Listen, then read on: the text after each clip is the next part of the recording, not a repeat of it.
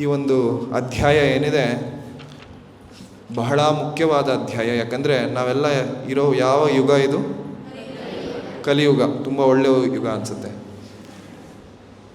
ತುಂಬ ಒಳ್ಳೆಯ ಯುಗನ ಕೆಟ್ಟ ಯುಗನ? ಕೆಟ್ಟದ ಒಳ್ಳೆಯದ? ಎರಡೂ ಇದೆಯಾ? ಎಲ್ಲ ಯುಗದಲ್ಲೂ ಎರಡೂ ಇರುತ್ತೆ. ಹಿರಣ್ಯಕಶಿಪುನೂ ಇದ್ದ ಭಗವಂತ, ಮತ್ತು ಭಕ್ತಾದಿಗಳು, ಪ್ರಹ್ಲಾದರಂಥ ಭಕ್ತಾದಿಗಳು ಕೂಡ ಇದ್ದರು. ಎಲ್ಲ ಯುಗದಲ್ಲೂ ಈ ಒಂದು ಒಳ್ಳೆಯದು ಮತ್ತು ಕೆಟ್ಟದು ಅನ್ನೋ ಒಂದು ದ್ವಂದ್ವತೆ ಇರುತ್ತೆ. ದ್ವಂದ್ವ ಅಂದರೆ ಎರಡು ಗುಣಗಳು, ಒಳ್ಳೆಯದು ಕೆಟ್ಟದು, ಶೀತ ಉಷ್ಣ. ಇದು ಈ ಒಂದು ಇಹಲೋಕದ ಒಂದು ಗುಣಗಳು. ಆಪೋಸಿಟ್, ವಿರುದ್ಧತೆ ಎರಡು ಇರುತ್ತೆ ಈ ಲೋಕದಲ್ಲಿ. ಆದರೆ ಈ ಕಲಿಯುಗದಲ್ಲಿ ಹೇಗೆ ಅಂದರೆ ಒಳ್ಳೆಯವರು ಕೆಟ್ಟವರು ಅನ್ನೋ ಒಂದು ವ್ಯತ್ಯಾಸ ಮಾಡಿ ಕಷ್ಟ ಆಗುತ್ತೆ. ಎಲ್ಲರಲ್ಲಿ ಒಂದು ಒಳ್ಳೆ ಗುಣ ಇರುತ್ತೆ, ಎಲ್ಲರಲ್ಲಿ ಒಂದು ಕೆಟ್ಟ ಗುಣ ಇರುತ್ತೆ. ಆದರೆ ಈ ಕಲಿಯ ಒಂದು ಪ್ರಭಾವ ಹೇಗೆ ಅಂದರೆ ಎಲ್ಲಿ ಒಳ್ಳೆ ಗುಣ ಇದ್ರೂ ಅಲ್ಲಿ ಕೆಟ್ಟ ಗುಣದಲ್ಲಿ ಪ್ರವೇಶ ಮಾಡಿ ಅಲ್ಲಿ ಕೂತು ಆ ಒಳ್ಳೆ ಗುಣಗಳನ್ನು ಕಮ್ಮಿ ಮಾಡ್ತಾನೆ. ಅದಕ್ಕೋಸ್ಕರ ನಾವು ದೇವಸ್ಥಾನದಲ್ಲಿ ಬಂದು ಈ ಒಂದು ಸಂಕೀರ್ತನೆ ಮತ್ತು ಹಲವಾರು ಭಾಗವತ್ ಕಥೆಗಳು ಮತ್ತು ಎಲ್ಲವನ್ನು ಕೇಳ್ತಾ ನಮ್ಮ ಒಳ್ಳೆ ಗುಣಗಳನ್ನ ಬೆಳೆಸ್ತಾ ಇರಬೇಕು. ಎಲ್ಲಿ ಕೃಷ್ಣ ಇರ್ತಾರೆ, ಕೃಷ್ಣ ಸೂರ್ಯ ಸಮ ಅಂತ ಹೇಳುತ್ತೆ ಚೈತನ್ಯ ಚರಿತಾಮೃತದಲ್ಲಿ. ಕೃಷ್ಣ ಸೂರ್ಯ ಸಮ. ಇವತ್ತಿನ ಬೆಳಗಿನ ಜಾವ 5-5:30 ಎಲ್ಲರಿಗೂ ಹೊಟ್ಟೆ ಹಸಿವಾಗಿರುತ್ತೆ. ಏಕಾದಶಿ ಯಾವಾಗ ಸೂರ್ಯ ಉದಯ ಆಗುತ್ತೆ ಅಂತ ನೋಡ್ತಾ ಇರ್ತೀವಿ ಅಲ್ವಾ? ಅದು ಬಂದಿದ ತಕ್ಷಣ ಇವಾಗ ಪಾರಾಯಣಕ ಸ್ಟಾರ್ಟ್ ಆಯಿತು, ಇವಾಗ ಒಂದು ಸ್ವಲ್ಪ ತಗೊಳ್ಬೋದು ಅನ್ನೋದು ಇರುತ್ತಲ್ಲ. ಸೊ ಇದೇ ಥರ ಯಾವಾಗ ಸೂರ್ಯ ಬರ್ತಾರೆ ಅಲ್ಲಿ ಅಂಧಕಾರ ಹೇಗಿರುತ್ತೆ ಅದು ಹೊರಟೋಗ್ಬಿಡುತ್ತೆ, ಒಂದು ಹೊಸ ಚೇತನ ಸಿಗುತ್ತೆ ನಮಗೆ. ಅದೇ ರೀತಿ ಈ ಕೃಷ್ಣ ಸೂರ್ಯ ಸಮ ಮಾಯಾ ಹೋಯ್ ಅಂಧಕಾರ. ಕೃಷ್ಣ ಸೂರ್ಯನ ಥರ, ಮಾಯೆ ಒಂದು ಅಂಧಕಾರದ ರೀತಿ. ಮಾಯೆ ಅಂದರೆ ಯಾವುದನ್ನು ನಾವು ತದ್ವಿರುದ್ಧವಾಗಿ ಅನುವಾದ ಮಾಡ್ತೀವಿ ಅದನ್ನು ಮಾಯೆ ಅಂತ ಹೇಳ್ತಾರೆ. ನಾವು ಇದನ್ನು ಪುಸ್ತಕ ಅಂತ ಹೇಳೋ ಬದಲು ಇದನ್ನು ಬೇರೆ ಏನೋ ಹೇಳಿಬಿಟ್ಟು ಇದನ್ನು ಪುಸ್ತಕ ಅಂತ ಹೇಳಲ್ಲ, ಬೇರೆ ಏನೋ ಹೇಳೋದು. ಅದೇ ರೀತಿ ಈ ಲೋಕವನ್ನು ಭಗವಂತ 2 ಗುಣಗಳನ್ನ ತುಂಬಿ ಸೃಷ್ಟಿ ಮಾಡಿದ್ದಾನೆ. ಭಗವದ್ಗೀತೆಯಲ್ಲಿ ಬರುತ್ತೆ, ದುಃಖ ದೋಷಾನು ದರ್ಶನ. ಕೃಷ್ಣ ಭಗವಂತ ಹೇಳಿರೋದೇನು? ಈ ಜಗತ್ತಿನಲ್ಲಿ ನಾನು 2 ಪರ್ಪಸ್ ಇದೆ, 2 ಉದ್ದೇಶದಿಂದ ನಾನು ಸೃಷ್ಟಿ ಮಾಡಿದ್ದೀನಿ. ಏನದು? ದುಃಖ ಮತ್ತು ದೋಷಗಳು. ಎಲ್ಲ ದೋಷಗಳೇ ಇರೋದು. ಸೊ ಇದನ್ನು ಭಗವಂತ ಸೃಷ್ಟಿ ಮಾಡಿರೋದು. ಇವಾಗ ನಮ್ಮಲ್ಲೆಲ್ಲ ಮೊಬೈಲ್ ಫೋನ್ ಇದೆ ಅಲ್ಲ, ಎಲ್ಲರ ಹತ್ರ ಮೊಬೈಲ್ ಫೋನ್ ಇದೆಯಾ ಇಲ್ವಾ? ಒಂದು ರಿಪೋರ್ಟ್ ಇದೆ, ಈ ಜಗತ್ತಿನಲ್ಲಿ ಜನರಿಗಿಂತ ಜಾಸ್ತಿ ಮೊಬೈಲ್ ಫೋನ್ಗಳಿದೆ ಅಂತ. ಅಷ್ಟು ಕಲಿಯ ಪ್ರಭಾವ ಅಷ್ಟಿದೆ. ಅದೇ ರೀತಿ ಏನು ಹೇಳಲಿಕ್ಕೆ ಇದು ಮಾಡ್ತಾ ಇದ್ದೆ ಅಂದರೆ, ಮೊಬೈಲ್ ಫೋನ್ ಏನಿದೆ, ಯಾರು ಇದನ್ನು ಮ್ಯಾನುಫ್ಯಾಕ್ಚರ್ ಮಾಡ್ತಾರೆ ಅಂದ್ಕೊಳ್ಳಿ, ಅವ್ರು ಬಂದು ನಿಮ್ಗೆ ಹೇಳ್ತಾರೆ ಈ ಮೊಬೈಲ್ ಫೋನ್ ನೀವು ತಗೊಳ್ಳಿ, ಆದರೆ ಇದು ತೊಗೊಂಡ್ಮೇಲೆ ಒಂದು ವಾರ ಆದಮೇಲೆ ಇದು ಬಸ್ಟ್ ಆಗಿಬಿಡುತ್ತೆ. ಆವಾಗ ನೀವು ತೊಗೊಳ್ಲಿಕ್ಕೆ ಇಚ್ಛೆ ಪಡ್ತೀರಾ? ಇಲ್ಲ ಅಲ್ವಾ? ಯಾವಾಗ ಕೊಟ್ಬಿಡ್ಬೇಕು, ಯಾವಾಗ ಇಲ್ಲ ಕೇಸ್ ಹಾಕ್ತೀರಾ ಮೋಸ ಆಯ್ತು ಅಂಥೇಳಿ. ಆದರೆ ನಾವು ಈ ಜಗತ್ತಿನಲ್ಲಿ ಈ ಒಂದು ದೇಹ, ಈ ಒಂದು ಜಗತ್ತು, ಈ ಒಂದು ಆಶ್ವಾಸನೆಗಳು, ನಮ್ಮಲ್ಲಿರೋ ಆಸೆ ಆಕಾಂಕ್ಷೆಗಳನ್ನೆಲ್ಲ ನಾವು ಈ ದುಃಖ ದೋಷಾನು ಭರತವಾದ ಒಂದು ಜಗತ್ತಿದು. ಎಲ್ಲದರಲ್ಲಿ ನಮ್ಮ ಆಸೆಯಲ್ಲಾಗಲಿ ನಮ್ಮ ಒಂದು ಸಂಪಾದನೆಯಲ್ಲಿ ಎಲ್ಲವೂ ದೋಷದಿಂದ ಕೂಡಿರುತ್ತೆ. ಭಗವಂತ ಹೇಳಿದಾನೆ ಇದು, ಆದರೆ ನಮಗೆ ಆ ಒಂದು ಚಿಂತನೆ ಬರೋದೇ ಇಲ್ಲ. ನಾವು ಈ ಲೋಕದಲ್ಲೇ ಸುಖ ಪಡಬೇಕು, ಇದು ಮಾಯೆ. ಪುಸ್ತಕವನ್ನು ಪುಸ್ತಕ ಅಂತ ಹೇಳಲ್ಲ, ಬೇರೆ ಏನೋ ಹೇಳೋದು, ತದ್ವಿರೋಧವಾಗಿ ಹೇಳೋದು. ಈ ಜಗತ್ತನ್ನ ದುಃಖ ದೋಷ ಅಂತ ಹೇಳ್ತೀರಾ, ಬೇರೆ ಏನೋ ಹೇಳೋದಕ್ಕೋಸ್ಕರ ಅದನ್ನು ಮಾಯೆ ಅಂತ ಹೇಳ್ತೀವಿ. ಆ ಒಂದು ಮಾಯೆಯಲ್ಲಿ ಸಿಲುಕೊಂಡು ಎಲ್ಲ ಜನರು ನರಳುತ್ತಾ ಇದ್ದೀವಿ ನಾವೆಲ್ಲ. ಇದನ್ನು ಹೇಗೆ ನಾವು ಅರ್ಥೈಸ್ಕೊಳ್ಳೋದು ಅನ್ನೋದನ್ನು ಇವತ್ತಿನ ಒಂದು ಅಧ್ಯಾಯದ ಈ ಒಂದು ಶ್ಲೋಕದ ಒಂದು ಸಾರವನ್ನು ನಾವು ಅರ್ಥ ಮಾಡಿಸ್ಕೊಳ್ಳಿಕ್ಕೆ ಒಂದು ಪ್ರಯತ್ನ ಪಡೋಣ. ಕೃಷ್ಣ ಗತೆ ಭಗವತಿ, ಕೃಷ್ಣ ಗತೆ ಭಗವತಿ. ಕೃಷ್ಣ ಈ ಲೋಕವನ್ನು ಬಿಟ್ಟು ತನ್ನ ಲೋಕಕ್ಕೆ ಹೊರಟಿದ್ದಾನೆ. ಅವನು ಹೋದ ಮೇಲೆ ಇಲ್ಲಿ ಧರ್ಮ ಸ್ಥಾಪನೆ ಮಾಡಲಿಕ್ಕೆ ಯಾರೂ ಇಲ್ಲ. ಧರ್ಮ ಸ್ಥಾಪನೆ ಮಾಡಲಿಕ್ಕೆ ಯಾರೂ ಇಲ್ಲ. ಅದಕ್ಕೇನು ಮಾಡಬೇಕು? ಶಾಸ್ತ್ರಾರಿ ಉತ್ಪತಗಾಮಿನಾಂ. ಶಾಸ್ತ್ರ ಏನು? ಶಸ್ತ್ರ ಅಂದರೆ ಯಾರು ಆಡಳಿತ, ಪರಮ ಆಡಳಿತ, ಈ ಲೋಕವನ್ನು ಪರಮ ಆಡಳಿತ ಕರೆಕ್ಟಾಗಿ ಯಾರು ಅಡ್ಮಿನಿಸ್ಟ್ರೇಷನ್ ಮಾಡಲಿಕ್ಕೆ ಯಾರು ಇಲ್ಲ. ಸೊ ಅವನು ಏನು ಹೇಳ್ತಾ ಇದ್ದಾನೆ? ಯಾರು? ಶೃಂಗಿ ಹೇಳ್ತಾ ಇರೋದು. ಅವನ ಒಂದು ಡಂಬ ಮತ್ತು ಆ ಒಂದು ಅಹಂ ಏನಿದೆ ಅದು ಮಾತಾಡ್ತಾ ಇರೋದು. ಇವಾಗ ಯಾರು ಇಲ್ಲ, ನಾನೊಬ್ಬನೇ ಇರೋದು ಅನ್ನೋ ಒಂದು ಅಹಂ ಇದೆ ಅಲ್ಲ, ಅದು ಮಾತಾಡ್ತಾ ಇದೆ. ಯಾರು ಇಲ್ಲ, ಕೃಷ್ಣ ಹೊಟ್ಟೋಗ್ಬಿಟ್ಟಿದ್ದಾನೆ. ಆಯಿತು, ಕೃಷ್ಣನ ಮೇಲೆ ಭಕ್ತಿ ಇದೆ, ಬ್ರಾಹ್ಮಣರಾಗಿರೋದನ್ನು ಸ್ವಲ್ಪ ಭಕ್ತಿ ಇರುತ್ತೆ, ಇಲ್ಲ ಅಂತಲ್ಲ. ಆದರೆ ಆ ಅಹಂ ಏನಿದೆ ಅದು ದೊಡ್ಡದಾಗಿದೆ, ಅಹಂಕಾರ ಅಂತ ಹೇಳ್ತೀವಿ. ಸೊ ಈ ಅಹಂಕಾರ ದೊಡ್ಡದಾಗ ಏನಾಗ್ತಾ ಇದೆ? ಉತ್ಪತಗಾಮಿನಾಂ, ಹಾದಿ ತಪ್ಪಿದ್ದಾರೆ ಎಲ್ಲರೂ. ಈ ಒಂದು ಕ್ಷತ್ರಿಯರು ಯಾರಿದ್ದಾರೆ ಎಲ್ಲರೂ ಹಾದಿ ತಪ್ಪಿದ್ದಾರೆ. ಅದಕ್ಕೆ ನಾನೇನು ಮಾಡ್ತೀನಿ ಇವಾಗ, ನನ್ನ ಶಕ್ತಿ ನೋಡಿ ನೀವು. ಯಾರ ಶಕ್ತಿ? ಶೃಂಗಿ ಹೇಳ್ತಾ ಇರೋದು. ನನ್ನ ಶಕ್ತಿ ನೋಡಿ, ಇವಾಗ ಎಲ್ಲವನ್ನ ಸರಿಯಾಗಿ ನಾನು ಮಾಡ್ತೀನಿ. ಇವಾಗ ಎಷ್ಟು ವರ್ಷ ಅವನಿಗೆ? 5 ವರ್ಷ. ಆದರೆ ಅವನು ಅಲ್ಲಿ ಆವಾಗ ಹೇಗಿರುತ್ತೆ ಅಂದರೆ, ಕಲಿಯುಗನ ಇನ್ನೂ ಪ್ರಾರಂಭವಾಗ್ತಾ ಇದ್ದಾಗ ಇನ್ನು ಬ್ರಹ್ಮ ತೇಜಸ್ಸು, ಒಂದು ಶಾಸ್ತ್ರ ಪಾಲನೆ ಎಲ್ಲವೂ ನಡೀತಾ ಇರುತ್ತೆ. ಅದಕ್ಕೋಸ್ಕರ ಅವನಲ್ಲಿ ಬ್ರಹ್ಮ ತೇಜಸ್ ಅಂತ ಒಂದು ಶಕ್ತಿ ಇರುತ್ತೆ. ಬ್ರಹ್ಮ ತೇಜಸ್ ಅನ್ನೋ ಒಂದು ಶಕ್ತಿ, ಅವನು ಮಾತಾಡಿದ್ರೆ ಅದು ಸತ್ಯ ಆಗುತ್ತೆ ಅಂತ. ಆ ಒಂದು ಬ್ರಹ್ಮ ತೇಜಸ್ ಶಕ್ತಿಯಿಂದ ಅಸ್ತ್ರ ಪ್ರಯೋಗನ ಮಾಡ್ತಾನೆ ಅವನು. ಶಾಪ ಕೊಡ್ತಾನೆ ಪರೀಕ್ಷಿತ್ ಮಹಾರಾಜರಿಗೆ. ಅದೇ ಪರೀಕ್ಷಿತ್ ಮಹಾರಾಜರಿಗೆ ಅದು ಏನಾದರೂ ಪ್ರಭಾವ ಬೀಳುತ್ತೆ ಅನ್ನೋ ಒಂದು ಏನಿರಲ್ಲ. ಯಾಕಂದರೆ ಅವರು ವೈಷ್ಣವರು, ಅವರು ಬ್ರಹ್ಮ ತೇಜಸ್ಗಿಂತ ಉನ್ನತರಾಗಿರ್ತಾರೆ, ಅವರು ಅದಕ್ಕಿಂತ ಮೀರಿದವರು. ಆದರೆ ಅವರಲ್ಲಿ ಒಂದು ಸ್ವಾಭಾವಿಕವಾಗಿ ಒಂದು ಸಹಜ ಗುಣ ಇರುತ್ತೆ. ಏನದು? ಒಳ್ಳೆ ಗುಣ. ಏನೇ ಬಂದರೂ ಕೃಷ್ಣ ಪ್ರಸಾದ ಅಂತ ಒಂದು ಸ್ವೀಕಾರ ಮಾಡೋ ಒಂದು ಬುದ್ಧಿವಂತಿಕೆ ಇರುತ್ತೆ. ಹೇಗೆ ಕಲಿ ಬಂದರೂ ಕೂಡ ಅವನು ಶರಣಾದ್ಮೇಲೆ ಏನೋ ಅವನಿಗೂ ಕೂಡ ಒಂದು ಆಶ್ರಯ ಕೊಡಬೇಕು ಅನ್ನೋ ಒಂದು ಉದ್ದೇಶ ನೋಡಿ. ಅದೇ ರೀತಿ ಈ ಕ್ಷತ್ರಿಯರೆಲ್ಲ ಇಂದಿನ ಒಂದು ಶ್ಲೋಕದಲ್ಲಿ ಕ್ಷತ್ರಿಯರು ಏನಂತ ಹೇಳ್ತಾ ಇದ್ದಾರೆ? ಅವರು ನಾಯಿಗಳಂತ ಹೇಳ್ತಾ ಇದ್ದಾರೆ. ಕ್ಷತ್ರಿಯ ವರ್ಣದ ವಂಶಜರು ನಿಶ್ಚಿತವಾಗಿಯೂ ಕಾವಲು ನಾಯಿಗಳಂತೆ ನಿರೂಪಿತರಾಗಿದ್ದಾರೆ.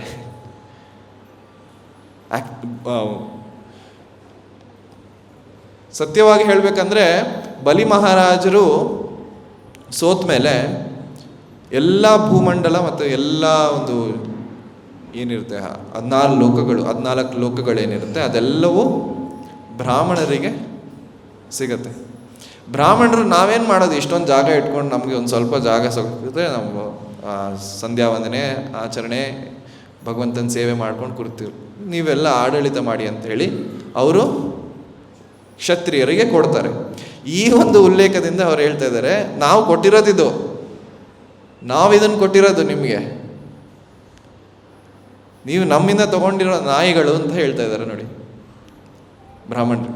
ಆ ಒಂದು ಅಹಂ ಏನಿದೆ ಅದು ಬಹಳ ಕೆಟ್ಟದು. ನಮ್ಮಲ್ಲೂ ಕೂಡ ಈ ಅಹಂ ಇರುತ್ತೆ, ನಾನೇ ಮಾಡ್ತೀನಿ, ನನ್ನಿಂದನೇ ಮಾಡುತ್ತೆ, ಈ ಜಗತ್ತು ನನ್ನಿಂದನೇ ನಡೀತಾ ಇದೆ, ನಮ್ಮ ಸಂಸಾರ ಕೂಡ ನನ್ನಿಂದನೇ ನಡೀತಾ ಇದೆ. ಈ ಒಂದು ಈ ಅಹಂ ಯಾವಾಗ ಸಿಕ್ಕಾಕೊಳ್ತೀವಿ ನಾವು, ಉತ್ಪಾತಗಾಮಿನಿ ಎಲ್ಲ ಬಿದ್ದೋಗ್ಬಿಡ್ತೀವಿ ನಾವು. ನಮ್ಮಲ್ಲಿರೋ ಎಲ್ಲ ಒಳ್ಳೆ ಗುಣಗಳೆಲ್ಲ ಕುಳಿಸಿತವಾಗುತ್ತೆ. ಅದ್ಯಾಹಂ ಶಮಮಿ ಅಂದರೆ ಇದು ತುಂಬ ಇಂಪಾರ್ಟೆಂಟ್ ಪಾಯಿಂಟು. ಈ ಅಹಂ ಏನಿದೆ, ನಾನೇ ಮಾಡ್ತೀನಿ, ನನ್ನಿಂದನೇ ಆಗತ್ತೆ, ನನ್ನ ಒಂದು ಶಕ್ತಿಯಿಂದ ನಾನು ಈ ಧರ್ಮವನ್ನು ಮತ್ತೆ ಸ್ಥಾಪನೆ ಮಾಡ್ತೀನಿ, ಈ ಒಂದು ಅಹಂ ಏನಿದೆ ಅದು ತಪ್ಪು. ಕೃಷ್ಣ ಭಗವಂತ ಇಲ್ಲಿಂದ ನಮ್ಮ ನೋಟದಿಂದ ಹೋಗಿರ್ಬೋದು ಅಷ್ಟೇ, ಆದರೆ ಎಲ್ಲ ಒಂದು ಜಾಗದಲ್ಲಿ, ಎಲ್ಲ ಒಂದು ಕಾಲಘಟ್ಟದಲ್ಲಿ ಭಗವಂತ ಇದ್ದಾನೆ. ಅಂಡಾಂತರಸ್ಥ ಪರಮಾಣುಚಯಾಂತರಸ್ಥಂ ಗೋವಿಂದಮಾದಿಪುರುಷಂ ತಮಹಂ ಭಜಾಮಿ. ತುಂಬ ದೊಡ್ಡ ಭಕ್ತಾದಿ ಅಂದರೆ ಯಾರು? ಬ್ರಹ್ಮದೇವರು ಹೇಳ್ತಾ ಇದ್ದಾರೆ ಏನು?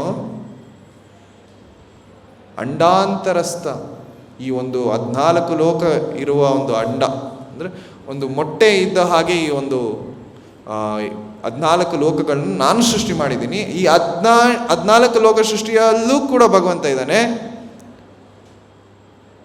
ಅದಕ್ಕೋಸ್ಕರ ಅವನನ್ನು ಗರ್ಭೋದಕಶಾಹಿ ವಿಷ್ಣು ಅಂತ ಹೇಳೋದು. ಆ ಗರ್ಭದಿಂದ ಬ್ರಹ್ಮ ಬಂದು, ಅವನ ಒಕ್ಕಳದಿಂದ ಕಮಲದಲ್ಲಿ ಬ್ರಹ್ಮ ಬಂದು ಈ 14 ಲೋಕವನ್ನು ಸೃಷ್ಟಿ ಮಾಡ್ತಾನೆ. ಅದರಲ್ಲೂ ಅವನು ಭಗವಂತ ಇದ್ದಾನೆ. ಮತ್ತೆ ಪರಮಾಣು, ಈ ಅಣುಗಳೇನಂತ ಹೇಳ್ತಾರೆ ಇವಾಗ, ಆಟಮ್ ಅಂತ ಹೇಳ್ತೀವಲ್ಲ, ಅದ್ರ ಪರಮಾಣು ಅಂದರೆ ಸಬಟಾಮಿಕ್ ಅಂದ್ರೆ ತುಂಬ ಇನ್ನೂ ಒಳಗಡೆ ಹೋದ್ಮೇಲೆ ಅಲ್ಲೂ ಕೂಡ ಪರಮಾತ್ಮ ಇದ್ದಾನೆ. ಅಂದರೆ ಇಲ್ಲಿ ಅವನು ಹೇಳ್ತಾ ಇದ್ದಾನೆ ಏನಂದರೆ,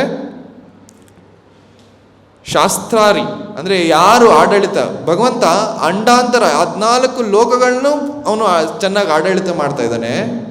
ಮತ್ತು ಪರಮಾಣು ಅಣುವಲ್ಲೂ, ಆ ಅಣುವಲ್ಲಿರುವ ಒಂದು ನೆಗೆಟಿವ್ ಚಾರ್ಜು ಪಾಸಿಟಿವ್ ಚಾರ್ಜು ಅದೆಲ್ಲವನ್ನು ಅವನು ಸರಿಯಾಗಿ ಇಟ್ಕೊಂಡಿದ್ದಾನೆ.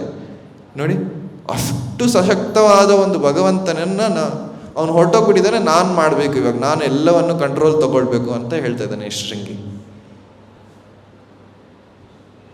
ಪ್ರಕೃತೆ ಕ್ರಿಯಮಾಣಾಣಿ ಗುಣೈಕರ್ಮಾಣಿ ಸರ್ವಶಃ ಅಹಂಕಾರಮಿತಿ ಎಮ್ಮೆ ಭಿನ್ನ ಪ್ರಕೃತಿರಷ್ಟದ. ಈ ಜಗತ್ತು ಭಗವಂತನ ಪ್ರೇರಿತವಾಗಿ ಈ ಪ್ರಕೃತಿ ನಡೀತಾ ಇದೆ.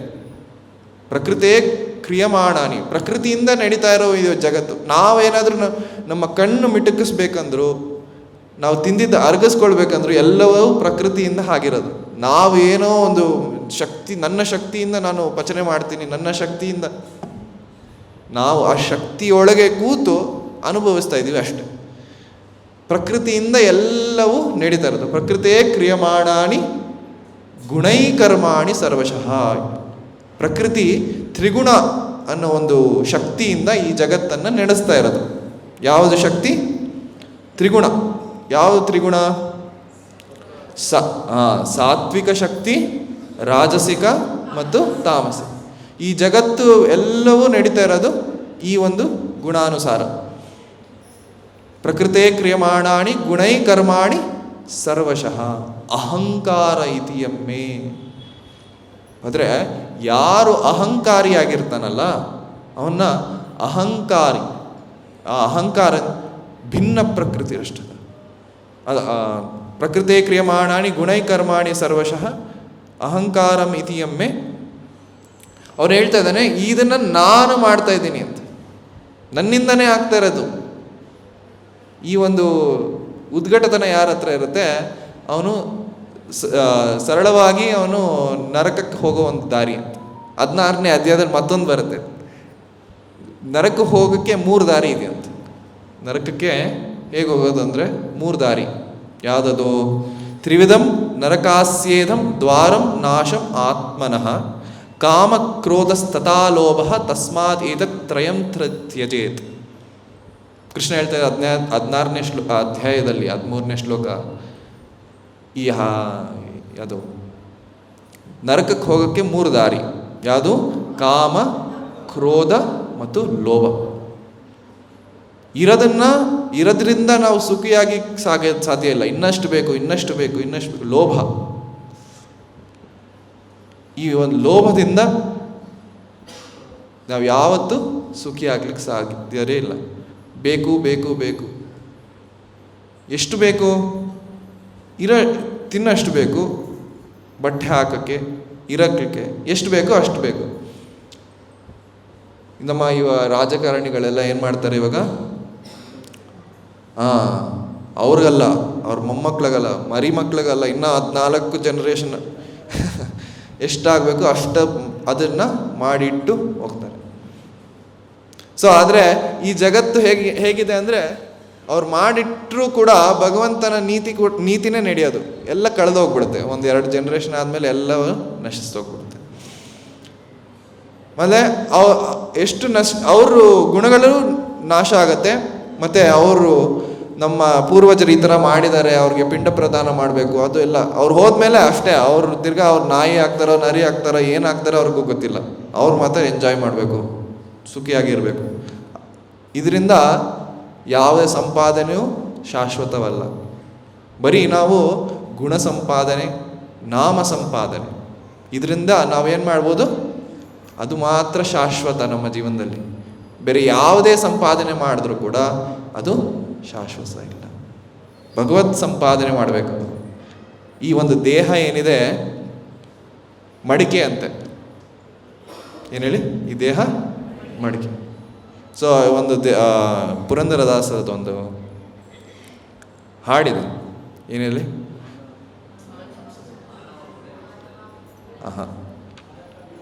ತಾರಕ್ಕ ಬಿಂದಿಗೆ ನಾ ನೀರಿಗೋಗುವೆ ತಾರೆ ಬಿಂದಿಗೆ. ಈ ಒಂದು ಬಿಂದಿಗೆ, ಮೊದಲೆಲ್ಲ ಬಿಂದಿಗೆ ಇರ್ತೈತೆ, ಇವಾಗೇನು, ಇವಾಗ ಪಂಪ್ ಇದೆ ಸಾಕು. ನೀರಿಗೆ ತೊಗೊಂಡು ಬರ್ಬೇಕಂದ್ರೆ ನದಿಗೆ ಹೋಗ್ಬೇಕು, ಇಲ್ಲ ಕೆರೆಗೆ ಹೋಗ್ಬೇಕು ಅಲ್ವಾ. ತಾರಕ್ಕ ಬಿಂದಿಗೆ ನಾ ನೀರಿಗೆ ಹೋಗುವೆ, ನಾನು ನೀರಿಗೆ ಹೋಗ್ತಾ ಇದ್ದೀನಿ, ನಿನ್ನ ಬಿಂದಿಗೆ ಕೊಡು. ಅದೇನ ಸರಳವಾದ ಅನುವಾದ ಅಂದರೆ ಇದೆ. ಆದರೆ ಒಳ ಅರ್ಥ ಏನಂದರೆ, ಈ ದೇಹ ಒಂದು ಬಿಂದಿಗೆ ಥರ. ನಾನು ನೀರಿಗೆ ಹೋಗ್ತಾ ಇದ್ದೀನಿ. ಏನು ನೀರು? ಭಗವಂತ ಭಕ್ತಿಯ ಸಾಗರ, ಅಲ್ಲಿಗೆ ನೀರಿಗೆ ಹೋಗ್ತಾ ಇದ್ದೀನಿ. ತಾರೆ ಬಿಂದಿಗೆ, ನಿಮ್ಮ ಬಿಂದಿಗೆ ಕೊಡು, ನಾನು ತೊಗೊಂಡು ಬರ್ತೀನಿ ನೀರು. ನಾನು ನಿಮಗೆ ಬಿಂದಿಗೆ ಹೊಡೆದ್ರೆ ಒಂದೇ ಕಾಸು, ಅಷ್ಟು ಕಾಸು ಇದಿಲ್ಲ. ಸುಮ್ಮನೆ ಹೊಡೆದೋದ್ರೆ ಏನು ಯೂಸ್ ಇಲ್ಲ. ತಾರೆ ಬಿಂದಿಗೆ, ಈ ಥರ ಬಹಳಷ್ಟು ನುಡಿಗಟ್ಟು ಮತ್ತು ಪುರಂದರ ದಾಸರ ಪದಗಳಲ್ಲಿ ಭಕ್ತಿ ಭಾವ ಬಹಳಷ್ಟು ಕೂಡಿದೆ. ನಾವು ಅರ್ಥೈಸ್ಕೊಳ್ಬೇಕು. ಹೇಗಿರಬೇಕು? ಶ್ರೀ ಚೈತನ್ಯ ಮಹಾಪ್ರಭುಗಳು ಹೇಳೋದು ನಮಗೆ ಒಂದು ಏನು ಬೇಲಿ ಹಾಕ್ಕೊಡ್ತಾರೆ. ಏನು ಮಾಡಬೇಕು ಭಕ್ತಿಯಲ್ಲಿ, ಏನು ಮಾಡಬಾರ್ದು, ಏನು ಮಾಡಬೇಕು, ಏನು ಮಾಡಬಾರ್ದು. ನಿಷಿದ್ಧಾಚಾರ ಕುಟೀನಾಟಿ ಜೀವಹಿಂಸ ಲಾಭ ಪೂಜಾ ಪ್ರತಿಷ್ಠ ಯತ ಉಪಶಾಖ ಗಣ. ಬಹಳಷ್ಟು ಕಡೆ ಪದ್ಮ ಪುರಾಣದಲ್ಲಿ ಮತ್ತು ಬೇರೆ ಬೇರೆ ಶಾಸ್ತ್ರಗಳಲ್ಲಿ ಭಕ್ತಿಯನ್ನು ಭಕ್ತಿಲತಾ ಬೀಜ ಕೇಳಿದಿರಾ? ಭಕ್ತಿಲತಾ ಬೀಜ ಬಳ್ಳಿಯ ಥರ, ಭಕ್ತಿಯನ್ನು ಬಳ್ಳಿಯ ಥರ ಒಂದು ಉಲ್ಲೇಖ ಇದೆ.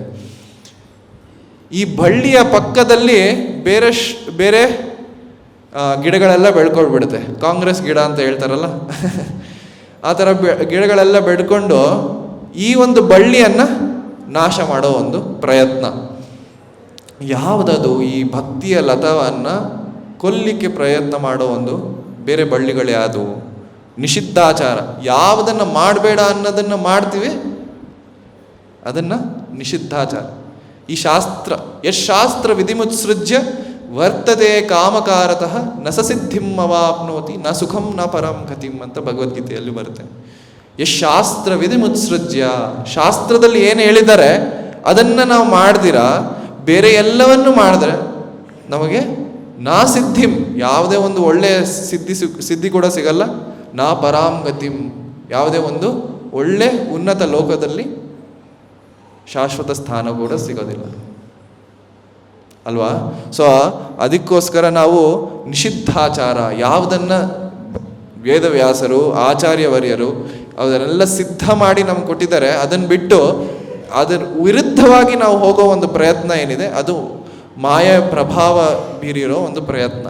ಅದನ್ನು ಮೀರಿ ನಾವು ಭಕ್ತಿಯನ್ನು ಮಾಡಬೇಕು. ಯಾವುದನ್ನು ಆಚಾರ್ಯವರ್ಯರು ನಮ್ಗೆ ಹೇಳ್ಕೊಟ್ಟಿದ್ದಾರೆ ಅದನ್ನು ಪಾಲನೆ ಮಾಡ್ತಾ, ಅದು ಮೆಲುಕು ಹಾಕ್ತಾ, ಅದರ ಜೊತೆ ನಮ್ಮ ರೂಢಿಗಳನ್ನು, ನಮ್ಮ ಹ್ಯಾಬಿಟ್ಸ್ ಏನಿದೆ, ನಮ್ಮ ರೂಢಿಗಳು, ಪ್ರತಿದಿನ ಎದ್ದೇಳೋದು, ಜಪ ಮಾಡೋದು, ಇದನ್ನೆಲ್ಲ ನಾವು ಮಾಡಬೇಕು. ಏಕಾದಶಿ ಪಾಲನೆ ಇದನ್ನೆಲ್ಲ ನಾವು ಮಾಡ್ತಾ ಇರಬೇಕು. ಕುಟಿನಾಟಿ ಅಂದರೆ ರಾಜಕಾರಣ. ನಮ್ಮಲ್ಲಿ ಪಾಲಿಟಿಕ್ಸ್ ಅಂದರೆ ಅವನಿಷ್ಟಿದೆ ನನಗಿಷ್ಟು ಬೇಕು, ಅವಳ ಹತ್ರ ಇಷ್ಟಿದೆ ನಮಗಿಷ್ಟು ಬೇಕು. ಹೇಗೆ ಮಾಡಬೇಕು? ಸ್ವಂತ ಪ್ರಯತ್ನದಿಂದ ಅಲ್ಲ. ಅವ್ರ ಹತ್ರ ಇರೋದು ಬಾಚ್ಕೊಳ್ಬೇಕು ನಾವು. ಇವ್ರ ಹತ್ರ ಇರೋದ್ರಿಂದ ನಾವು ಇದು ಈ ಥರ ತೊಗೊಳ್ಬೇಕು. ಡಿಪ್ಲೊಮಸಿ ಅಂತ ಹೇಳ್ತೀವಿ. ಏನು ಹೇಳ್ತೀರಿ? ಡಿಪ್ಲೊಮಸಿ ಅಂತ. ಸೊ ಅದರಿಂದ ಕುಟೀನಾಟಿ, ಜೀವಹಿಂಸಾ ಅಂದರೆ ಬೇರೆ ಜೀವಗಳಿಗೆ ಹಿಂಸೆ ಕೊಡೋದು. ಮತ್ತು ನಮ್ಮ ಜೀವಗಳಿಗೂ ನಾವು ಕೂಡ ಜೀವ ಅಲ್ವಾ? ನಮಗೆ ನಾವು ಭಕ್ತಿಯಲ್ಲಿ ಸಾಧನೆ ಮಾಡ್ದಿರ ಬೇರೆ ಏನೋ ಮಾಡೋದು ನಮಗೂ ಹಿಂಸೆ. ಅದು ಪ್ರಭುಪಾದರು ಹೇಳ್ತಾರೆ ಈ ಥರ, ಜೀವಹಿಂಸೆ ಅಂದರೆ ಬೇರೆ ಜೀವಿಗಳಿಗೆ ಹಿಂಸೆ ಕೊಡೋದಂತ ಒಂದೇ ಅಲ್ಲ, ನಮಗೂ ಕೂಡ ಹಿಂಸೆ ಕೊಡ್ಕೊಳ್ಬಾರ್ದು ನಾವು. ಜೀವಹಿಂಸೆ ಮತ್ತು ಲಾಭ, ಬಹಳಷ್ಟು ನನಗೆ ಬೇಕು ಜಾಸ್ತಿ ಬೇಕು, ಈ ಒಂದು ಯಾವುದೋ ಒಂದು ಉದ್ದೇಶ ಇರುತ್ತೆ, ಲಾಭಕ್ಕೋಸ್ಕರನೇ ಪೂರ್ತಿ ಜೀವನ ಮಾಡೋದು. ಸತ್ಕರ್ಮಗಳಿಂದ ಅಲ್ಲ, ದಾನ ಧರ್ಮಗಳಿಂದ ಅಲ್ಲ, ಬರೀ ನನಗೆಷ್ಟಿದೆ ಇನ್ನಷ್ಟು ಬೇಕು, ನನಗೆಷ್ಟಿದೆ ಇನ್ನಷ್ಟು ಬೇಕು. ಈ ಲಾಭ ಮತ್ತು ಪೂಜೆ, ಎಲ್ಲರೂ ನಾನು ನೋಡಬೇಕು, ಎಲ್ಲರನ್ನು ನಾನು ಅನುಗ್ರಹಿಸ್ಬೇಕು, ನಾನು ಎಲ್ಲರಿಗೂ ನಾನು ಆಶೀರ್ವಾದ ಕೊಡಬೇಕು, ಎಲ್ಲರೂ ನನ್ನ ಹತ್ರ ಬಂದು ಸರ್ ಮಾಡಿಕೊಡಿ, ಕೆಲಸ ಮಾಡಿ, ಮ್ಯಾಮ್ ಕೊಡಿ, ಇದು ಮಾಡಿ, ಇದೆಲ್ಲ ಮಾಡೋದಲ್ಲ. ಇದು ಪೂಜೆ ಅಂತ ಹೇಳ್ತೀರಿ. ಪರ್ಸ್ನಲ್ ಬೆನಿಫಿಟ್ ಪೂಜೆ. ಮತ್ತು ಪ್ರತಿಷ್ಠೆ, ಹೆಮ್ಮೆ, ನಾನೇ ನನ್ನಿಂದನೇ, ನನ್ನ ಕೆಲಸದಿಂದನೇ ಇದೆಲ್ಲ ಆಗ್ತಾ ಇರೋದು. ಈ ಒಂದು ಭಾವನೆ ಯಾರಿರುತ್ತೆ, ಪ್ರತಿಷ್ಠೆ ಅದು. ಸೊ ಇದೆಲ್ಲ ಈ 6 ಬಳ್ಳಿಗಳು ಭಕ್ತಿಯ ಮುಖ್ಯ ಬಳ್ಳಿ ಏನಿದೆ, ನಾವು ಬೆಳೆಸ್ಲಿಕ್ಕೆ ಯೋಚನೆ ಮಾಡ್ತಾ ಇರ್ತೀವಲ್ಲ, ಅದನ್ನು ನಾಶ ಮಾಡೋ ಒಂದು ಪ್ರಯತ್ನ. ಸೊ ಇದನ್ನೆಲ್ಲ ನಾವು ಸರಿಯಾಗಿ ಕಟ್ ಮಾಡಬೇಕು ಅಲ್ವಾ? ಅದನ್ನು ನಾಶ ಮಾಡಿ ಮುಖ್ಯ ಬಳ್ಳಿ ಏನಿದೆ ಯಾವುದು, ಭಕ್ತಿಲತ, ಈ ಒಂದು ಬಳ್ಳಿಯನ್ನು ಬೆಳೆಸಬೇಕು. ಎಲ್ಲಿವರೆಗೂ ಬೆಳೆಸಬೇಕು? ಎಲ್ಲಿವರೆಗೂ ಕೃಷ್ಣನ ಪಾದವೆಂಬ ಮರಕ್ಕೆ ಈ ಬಳ್ಳಿ ಹೋಗಿ ಸುತ್ತಕೊಳ್ಳಲ್ಲ, ಅಲ್ಲಿವರೆಗೂ ನಾವು ಪೋಷಣೆ ಮಾಡ್ತಾ ಇರಬೇಕಂತೆ. ಹೇಗೆ ಪೋಷಣೆ ಮಾಡೋದು ಈ ಬಳ್ಳಿಗಳನ್ನು? ಪ್ರಭುಪಾದರು ಅದಕ್ಕೂ ಕೂಡ ಹೇಳ್ತಾರೆ, ಶ್ರವಣ ಮಾಡೋದ್ರಿಂದ ಮತ್ತು ಕೀರ್ತನೆ, ಇವೆರಡನ್ನು ಬಳ್ಳಿಗೆ ನೀರು ಹಾಕುವ ಒಂದು ಪ್ರಯತ್ನ. ಅರ್ಥ ಆಗ್ತದಲ್ಲ? ನಾವು ಹರೇ ಕೃಷ್ಣ ಮಹಾಮಂತ್ರ ಜಪ ಮಾಡ್ತಾ ಮಾಡ್ತಾ ಮಾಡ್ತಾ ನಮ್ಮ ಮನಸ್ಸಿನಲ್ಲಿ ಬೇರೆ ಬೇರೆ ರೀತಿಯ ಒಂದು ಯೋಚನೆ ಬಂದಾಗ ನೀರು ಹಾಕ್ತಾ ಇದ್ದೀರಾ, ಮತ್ತು ಯಾವ ಬಳ್ಳಿಗೆ ಹಾಕ್ತಾ ಇದ್ದೀರಾ ಅನ್ನೋದು ಯೋಚನೆ.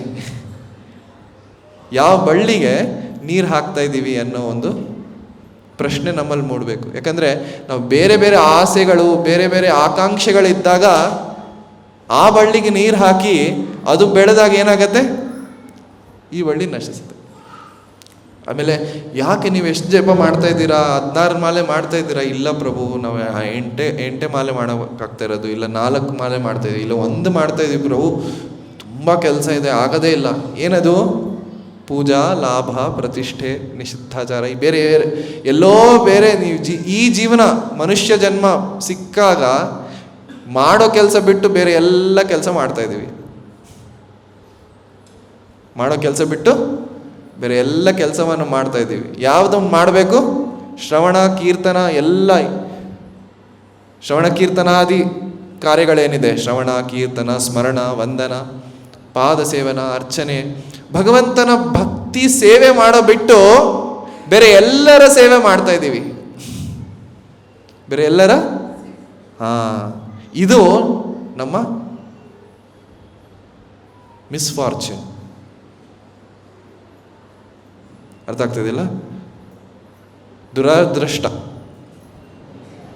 ಬೇರೆ ಎಲ್ಲ ಕೆಲಸ ಮಾಡ್ತಾ ಇದ್ದೀವಿ, ಭಗವಂತನ ಭಕ್ತಿ ಬಿಟ್ಟು ಬೇರೆ ಎಲ್ಲ ಕೆಲಸ ಮಾಡ್ಬೋದು.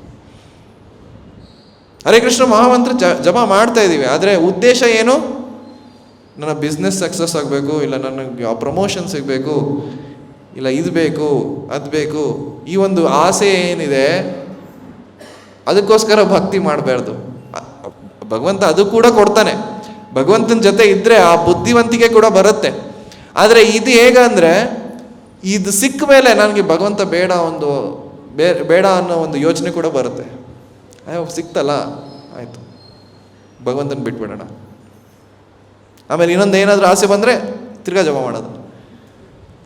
ಆಸೆಗಳಿಗೆ ಕೊನೆ ಇಲ್ಲ, ಭಗವಂತನ ಒಂದು ಆಶೀರ್ವಾದವನ್ನು ಮಾರಾಟಕ್ಕೆ ಅಲ್ವಾ. ಸೊ ಅದಕ್ಕೋಸ್ಕರ ನಾವು ಈ ಒಂದು 6 ಬಳ್ಳಿಗಳನ್ನು ಭಗವಂತನ ಒಂದು ಶ್ರದ್ಧೆ, ನಮ್ಮಲ್ಲಿರೋ ಒಂದು ಶ್ರದ್ಧಾಶಕ್ತಿ ಏನಿದೆ ಅದನ್ನು ಉಪಯೋಗಿಸಿ ಈ ಎಲ್ಲ ಬಳ್ಳಿಗಳನ್ನು ಕಟ್ ಮಾಡಬೇಕು. ಭಗವಂತ ಮಾತ್ರ ಬೇಕು ನನಗೆ, ಬೇರೆ ಎಲ್ಲ ನಶ್ವರ ಇದು ಬೇಡ. ಹೇಗೆ ದುರ್ಯೋಧನ ಕೂಡ ಹೋದ ಕೃಷ್ಣನ ಹತ್ರ, ಅರ್ಜುನ ಕೂಡ ಹೋದ. ದುರ್ಯೋಧನಿಗೆ ಏನು ಸಿಕ್ತು? ಎಲ್ಲ ಯಾವೊಂದು ಸಲಿನೂ ಸೋತಿಲ್ಲದಿರುವ ಒಂದು ಅಕ್ಷೋಹಿಣಿ ಸೈನ್ಯ ಸಿಕ್ತು, 18 ಅಲ್ವಾ. ಆದರೆ ಅರ್ಜುನನಿಗೆ ಏನು ಬೇಕು ಅಂದ? ಕೃಷ್ಣ ನನಗೆ ನೀನೇ ಸಾಕಪ್ಪ. ಈ ಒಂದು ಮನಸ್ಥಿತಿ ನಮ್ಮಲ್ಲಿರಬೇಕು. ದುರ್ಯೋಧನನಿಗೆ ಅವನಿಗೊಂದು ಸ್ವಲ್ಪ ಭಯ ಇತ್ತು. ಕೃಷ್ಣ ಬಂದರೆ ಏನು ಮಾಡ್ಬೋದು, ನನಗೆ ಏನು ಯೂಸ್ ಇಲ್ಲ, ಒಬ್ಬನೇ ಏನು ಮಾಡೋಕ್ಕಾಗತ್ತೆ ಅಲ್ವಾ. ಒಬ್ಬನೇ ಏನು ಮಾಡೋಕ್ಕಾಗತ್ತೆ? ಅಕ್ಷಯನ ಯಾವಾಗಲಿದ್ರು ಗೆಲ್ತಾ ಇದ್ರು. ಅದು ಸಿಕ್ಕಿದ್ರೆ ನನಗೆ ಎಲ್ಲ ಸಿಕ್ಕಂಗೆ. ಅರ್ಜುನ ನನಗೆ ನೀನು ಏನು ಬೇಡ, ನೀನು ಸುಮ್ಮನೆ ಬಂದು ಪಕ್ಕದಲ್ಲಿ ಕೂತ್ಕೋ, ಅಷ್ಟು ಸಾಕು ನನಗೆ ಅಲ್ವಾ. ಸೊ ಅದೇ ರೀತಿ ನಮಗೆ ಎಲ್ಲ ಈ ಆಸೆ ಆಕಾಂಕ್ಷೆಗಳೆಲ್ಲ ಬದಿಗಿಟ್ಟು ದುರ್ಯೋಧನಂತಿರಬಾರ್ದು. ಹೇಗಿರಬೇಕು? ಅರ್ಜುನನಂತಿರಬೇಕು. ಅರ್ಜುನನಂತಿರ್ಬೇಕಂದ್ರೆ ಏನಿರಬೇಕು ನಮ್ಮಲ್ಲಿ? ಭಕ್ತಿ, ಶ್ರದ್ಧೆ. ಭಗವಂತ ನನ್ನ ಒಂದು ಸಹಪಾಠಿ, ಇದು ಅಂದರೆ ಫ್ರೆಂಡ್ ಅಂತ ಅಂದ್ಕೊಳ್ಬೇಕು ನಾವು, ಸಖ. ಭಗವಂತ ನನ್ನ ಫ್ರೆಂಡ್ ಅಂತ ಅಂದ್ಕೊಂಡಾಗ ನಮ್ಮಲ್ಲಿ ಆ ಒಂದು ಪ್ರೇಮ ಭಾವನೆ ಸಿಗತ್ತೆ ಭಗವಂತನ ಮೇಲೆ. ಭಗವಂತನ ನನ್ನ ಜೊತೆ ಇದ್ದಾನೆ ಅನ್ನೋ ಒಂದು ಆಶ್ವಾಸನೆ ಸಿಗುತ್ತೆ ಅಲ್ವಾ. ಆ ಥರ ಇರಬೇಕು. ಭಗವಂತನ ದಾಸರಾಗಬೇಕು ನಾವು, ಭಗವಂತನ ದಾಸರಾಗಬೇಕು. ಕನಕದಾಸರು ಹೇಳ್ತಾರೆ, ಒಂದೊಳ್ಳೆ ಪದ್ಯ ಇದೆ, ನೀವೆಲ್ಲ ಕೇಳಿರ್ಬೋದು. ಏಸು ಕಾಯಂಗಳ ಕಳೆದು 84 ಲಕ್ಷ ರಾಶಿಯನ್ನು ದಾಟಿ ಬಂದ ಈ ಶರೀರ ತಾನಲ್ಲ ತನ್ನದಲ್ಲ. ಏಸು ಕಾಯಂಗಳ ಕಳೆದು 84, ನಮ್ಮಲ್ಲಿ 84 ಲಕ್ಷ ರಾಶಿ ಜೀವಗಳಿದೆ ಅಂತೆ, ಶಾಸ್ತ್ರದಲ್ಲಿ ಉಲ್ಲೇಖ, ಪದ್ಮಪುರಾಣದಲ್ಲಿ ಬರುತ್ತೆ. ಭಗವಂತ ನಮಗೆ ಎಷ್ಟು ಅನುಭವ ಮಾಡ್ಬೋದು ಈ ಜಗತ್ತಿನಲ್ಲಿ, ಈ ಒಂದು ಐಹಿಕ ಜಗತ್ತಿನಲ್ಲಿ ಎಷ್ಟು ಅನುಭವ ಮಾಡ್ಬೋದು ಅಂದರೆ 84 ಲಕ್ಷ ಜೀವ ರೂಪದಲ್ಲಿ ನಾವು ಈ ಜಗತ್ತಿನ ಸುಖ ಮತ್ತು ದುಃಖವನ್ನು ಅನುಭವಿಸುವ ಒಂದು ಅವಕಾಶ. ಅಷ್ಟು ಒಂದು ವೈಭವೀಕರಣವಾದ ವಿಭಿನ್ನವಾದ ಜೀವರಾಶಿಗಳನ್ನು ಭಗವಂತ ಸೃಷ್ಟಿ ಮಾಡಿದ್ದಾನೆ. ಆದರೆ ಈ ಸೃಷ್ಟಿ ಮಾಡಿರೋ ಜಗತ್ತಿನಲ್ಲಿ ತಾನಲ್ಲ ತನ್ನದಲ್ಲ. ನಾವು ನಂದು ದೇಹ, ನಾನು ನೋಡ್ಕೊಳ್ಬೇಕು, ನಾನು ಮಾಡ್ತೀನಿ, ಇದು ಮಾಡ್ತೀನಿ, ನಂದು ಪ್ಲ್ಯಾನು, ಈ ಒಂದು ಏನಿರ್ತಾರೆ ತಾನಲ್ಲ ತನ್ನದಲ್ಲ. ಆಶ ಕ್ಲೇಶ ದೋಷವೆಂಬ ಅಬ್ಧಿಯೊಳಿ ಮುಳುಗಿ ಯಮನ ಪಾಶಕ್ಕೊಳಗಾಗದೆ ನಿರ್ದೋಷಿಯಾಗು ಸಂತೋಷಿಯಾಗು ಅಂತ ಹೇಳ್ತಾರೆ. ಆಶ ಅಂದರೆ ಆಸೆಗಳು, ಏನು ಹೇಳಿ? ಆಸೆ, ಆಕಾಂಕ್ಷೆ, ಕ್ಲೇಶ, ಎಲ್ಲ ನೋವು ಮತ್ತು ರುಜಿನಗಳು ಅದೆಲ್ಲ ಇರುತ್ತಲ್ಲ. ಆಶ ಕ್ಲೇಶ ದೋಷ, ಎಲ್ಲ ದೋಷಗಳೇನಿರುತ್ತೆ ನಮ್ಮಲ್ಲಿ, ಆಶ ಕ್ಲೇಶ ದೋಷವೆಂಬ ಅಬ್ಧಿಯೊಳು, ಅಬ್ಧಿ ಅಂದರೆ ಸಾಗರ, ಅದರಲ್ಲಿ ಮುಳುಗಿ ಎದ್ದು ಜೀವನ ಕಳ್ಕೊಳ್ತಾ ಇದ್ವಿ. ನಿರ್ದೋಷಿಯಾಗು ಸಂತೋಷಿ, ಎದ್ದೇಳು ಇದರಿಂದ, ಈ ಭವಸಾಗರದಿಂದ ಎದ್ದೇಳು, ನಿರ್ದೋಷಿಯಾಗು. ನಿರ್ದೋಷಿಯಾಗೋದು ಹೇಗೆ? ನಾವೇ ಮಾಡಿರೋದೆಲ್ಲ ದೋಷನೇ. ದೋಷಭರಿತ ಜಗತ್ತಿನಲ್ಲಿ ದುಃಖ ದೋಷಾನುದರ್ಶನ, ನಾವೆಲ್ಲ ಏನೇ ಕೆಲಸ ಮಾಡಿದ್ರೂ ಅದು ದೋಷ ಇರುತ್ತೆ. ಹೇಗೆ ದೋಷವಿಂದ ನಿರ್ದೋಷಿಯಾಗೋದು? ಭಕ್ತಿಯಿಂದ, ಭಗವಂತನ ಭಕ್ತಿಯಿಂದ. ಸಮರ್ಪಣಾ ಮನೋಭಾವ ಇರಬೇಕು ಭಗವಂತನಲ್ಲಿ. ಕೃಷ್ಣಾರ್ಪಣ ಅಂತ ಹೇಳಿ ನಾನು ಏನೇ ಕೆಲಸ ಮಾಡಿದ್ರೂ ನನ್ನಿಂದ ಮಾಡ್ತಾ ಇಲ್ಲ, ಕೃಷ್ಣ ನನ್ನಿಂದ ಮಾಡಿಸ್ತಾ ಇದ್ದಾನೆ ಅನ್ನೋ ಒಂದು ಭಾವನೆ ಇದ್ದಾಗ ನಾವು ನಿರ್ದೋಷಿಯಾಗೋ ಒಂದು ಒಳ್ಳೆ ಗುಣ ಸಿಗತ್ತೆ ನಮಗೆ. ನಿರ್ದೋಷಿಯಾಗು ಸಂತೋಷಿಯಾಗು. ಇದು ನಿರ್ದೋಷಿ ಆಗಲಿಕ್ಕೆ ಬಹಳಷ್ಟು ಜನ ಬೇರೆ ಬೇರೆ ಸ್ಥಳಕ್ಕೆ ಹೋಗ್ತಾರೆ, ಬೇರೆ ಬೇರೆ ನದಿಗಳಲ್ಲಿ, ಗಂಗೆ ಚ ಯಮುನೆ ಚ ಗೋದಾವರಿ ಸರಸ್ವತಿ ನರ್ಮದೆ ಸಿಂಧು ಕಾವೇರಿ, ಈ ಒಂದು ನದಿಗಳಲ್ಲೆಲ್ಲ ಮುಳುಗಿ ಎದ್ದು ನಾವೆಲ್ಲ ಇವಾಗ ನಿರ್ದೋಷಿಯಾಗಿ ಎಲ್ಲಿ ಮತ್ತೆ ಬೇರೆ ಬೇರೆ ದೇವಸ್ಥಾನಕ್ಕೆ ಬೇರೆ ಬೇರೆ ಧಾಮಕ್ಕೆ ಹೋಗಿ.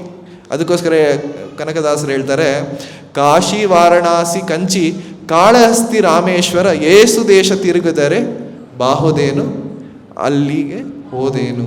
ನೀನು ಅಲ್ಲೆಲ್ಲ ಹೋಗು, ಪರವಾಗಿಲ್ಲ, ಹೋಗ್ಬೇಡ ಅಂತ ಇಲ್ಲ. ಹೋದ್ರೂ ನೀನು ಅಲ್ಲಿ ಹೋಗಿ ಬಂದ ಮೇಲೆ ಅದೇ ದೋಷ ನಿಮ್ಮಲ್ಲಿದ್ರೂ ಏನು ಯೂಸ್? ಅಲ್ಲಿ ಹೋಗಿ ಏನು ಸಿಕ್ತು ನಿಮಗೆ? ಅಲ್ಲೋಗಿ ದೋಷನಾಶ ಕೃಷ್ಣವೇಣಿ ಗಂಗೆ ಗೋದಾವರಿ ಭವ ನಾಶಿ ತುಂಗಭದ್ರೆ ಯಮುನೆ ವಾಸದಲ್ಲಿ ಉಪವಾಸದಲ್ಲಿ. ಅಲ್ಲೋಗಿ ಎಷ್ಟೊಂದು ತಪಸ್ಸು ಅಲ್ಲೆಲ್ಲ ಇದು ಮಾಡಿದ್ರೂ ಕೂಡ ನಿನಗೆ ಭಕ್ತಿ ಬಂದಿಲ್ಲ ಅಂದರೆ ಏನು ಯೂಸ್? ಏನು ಯೂಸ್ ಇಲ್ಲ, ಏನು ಪ್ರಯೋಜನ ಇಲ್ಲ. ಮೀಸಲಾಗಿ ಮಿಂದು ಜಪ ತಪ ಹೋಮ ನೇಮಗಳ ಏಸು ಬಾರಿ ಮಾಡಿದರೂ ಫಲವೇನು ಈ ಛಲವೇನು. ಯಾಕೆ ಬಿಡ್ತಾ ಇಲ್ಲ ನೀನು? ಈ ಕೆಟ್ಟು ಬುದ್ಧಿ ಬಿಡ್ತಾ ಇಲ್ಲ ನೀನು? ಏನು ಕೆಟ್ಟು ಬುದ್ಧಿ ಹೇಳ್ತಾ ಇರೋದಿಲ್ಲಿ? ಆಶ, ಕ್ಲೇಶ, ದೋಷ, ಇದನ್ನು ಹಿಡ್ಕೊಂಡು ಬಿಟ್ಟಿದ್ದೀವಿ ಅಂತೆ, ಬಿಗಿದಪ್ಪಿ ಹಿಡ್ಕೊಂಡು ಬಿಟ್ಟಿದ್ದೀವಿ, ಅದನ್ನು ಬಿಡಕ್ಕೆ ಆಗ್ತಾ ಇಲ್ಲ. ಅಂದಿಗೋ ಇಂದಿಗೋ ಒಮ್ಮೆ ಸಿರಿಕಮಲೇಶನನ್ನು ಒಂದು ಬಾರಿಯಾದರೂ ಹಿಂದೆ ನೆನೆಯಲಿಲ್ಲ, ಮನ ದಣಿಯಲಿಲ್ಲ. ಮನ ಯಾವಾಗ ಆಸೆಗಳಿಂದ ಕೂಡಿರುತ್ತೆ, ಕಾಮದಿಂದ ಕೂಡಿರುತ್ತೆ, ಇಚ್ಛೆಗಳಿಂದ ಕೂಡಿರುತ್ತೆ, ಇದೇ ನಾನು ಸಾಧನೆ ಮಾಡಬೇಕು ಅನ್ನೋ ಒಂದು ಇಚ್ಛೆಯಿಂದ ಕೂಡಿರುತ್ತೆ, ಅವಾಗೇನಾಗತ್ತೆ? ಕಮಲೇಶ ಅಂದ್ರೇನು? ಕೃಷ್ಣನನ್ನ ಕಮಲೇಶ. ಅಂದಿಗೋ ಇಂದಿಗೋ ಯಾವಾಗಾದರೂ ಅಟ್ಲೀಸ್ಟ್ ಒಂದ್ಸಲಿ ಆದರೂ ಯೋಚನೆ ಮಾಡಿದ್ಯಾ? ಇಲ್ಲ. ಅಂದಿಗೋ ಇಂದಿಗೋ ಒಮ್ಮೆ ಸಿರಿ ಕಮಲೇಶನನ್ನು ಒಂದು ಬಾರಿಯಾರು ಹಿಂದ ನೆನೆಯಲಿಲ್ಲ, ಅದಕ್ಕೋಸ್ಕರ ಮನೆಯ ದಣಿಯಲಿಲ್ಲ. ಆಸೆಯನ್ನು ಬಿಟ್ಟಾಗ ಮಾತ್ರ ನಮಗೆ ಸುಖ ಅಂತ ಸಿಗತ್ತೆ. ಕೃಷ್ಣ 2ನೇ ಅಧ್ಯಾಯದಲ್ಲಿ 70ನೇ ಶ್ಲೋಕದಲ್ಲಿ ಹೇಳ್ತಾನೆ, ಈ ಆಸೆಗಳಂದ್ರೆ ಹೇಗಂದ್ರೆ, ಈ ನದಿಗಳಿಂದ ಸಾಗರ ಹೇಗೆ ತುಂಬುತ್ತಾ ಇರುತ್ತೆ, ಆದರೆ ಸಾಗರ ಯಾವಾಗಾದ್ರೂ ತುಂಬುತ್ತಾ? ಎಷ್ಟು ವರ್ಷ, ಸಾವಿರಾರು ವರ್ಷದಿಂದ ಆ ನದಿ ತುಂಬಿಸ್ತಾ ಇದೆ ಅಲ್ವಾ ಸಾಗರ, ಆದರೆ ಯಾವಾಗಾದ್ರೂ ತುಂಬುತ್ತಾ? ಇಲ್ಲ. ಅದೇ ರೀತಿ ಪ್ರತಿದಿನ ಆಸೆಗಳು ತುಂಬಿಸ್ತಾ ಇದೆ ಅಂತೆ ಈ ಜಗತ್ತನ್ನ, ಆದರೆ ಈ ಜಗತ್ತು ಯಾವತ್ತೂ ಸುಖಿ ಆಗ್ಲಿಕ್ಕೆ ಸಾಧ್ಯನೇ ಆಗಿಲ್ಲ. ಅದಕ್ಕೆ ಯಾರು ಸುಖಿ ಆಗೋದು ಅಂದರೆ ಯಾರು ಈ ಆಸ ಕ್ಲೇಶ ದೋಷವನ್ನು ಬಿಡ್ತಾರೆ.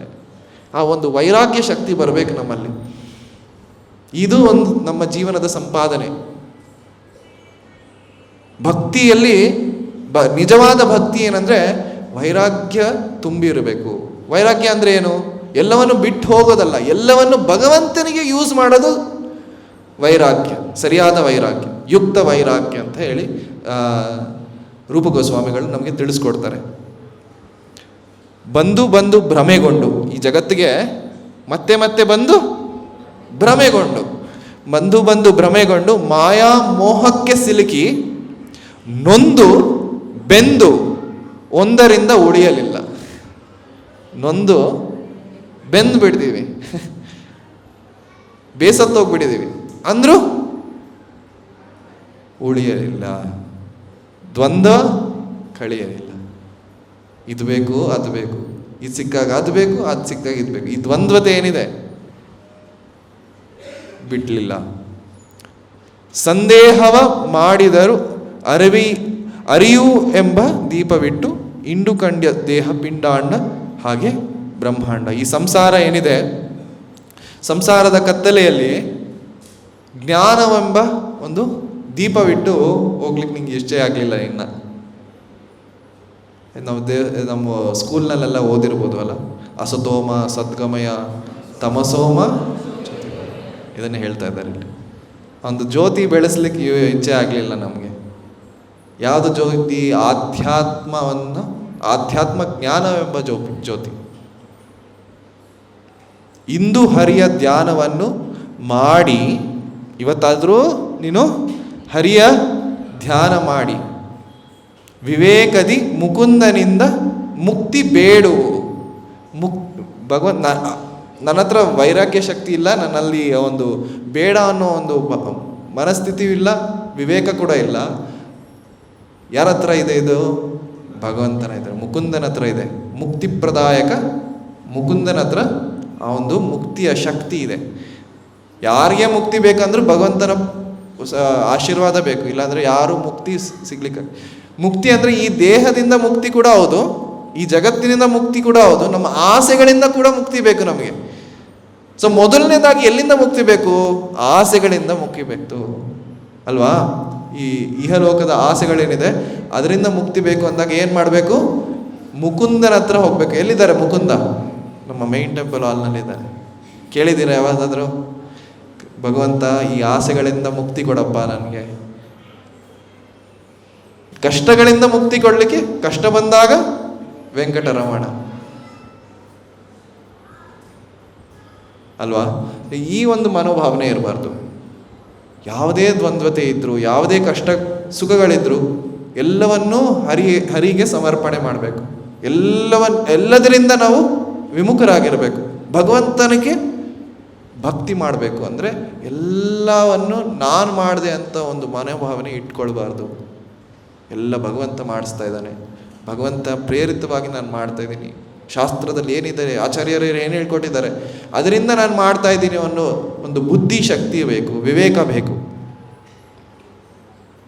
3 ಬಾರಿ ಶರಣು ಮಾಡಿ ಅಂದರೆ 3 ಬಾರಿ ಶರಣು ಮಾಡ್ತಾರೆ. ಅಂದರೆ ದಂಡವತ್ಸ್ ಮಾಡ್ತೀವಲ್ಲ ನಾವು, ನಮಸ್ಕಾರ ಮಾಡ್ತೀವಲ್ಲ ಪ್ರಭುಪಾದರ ಹತ್ರ ಹೋದಾಗ.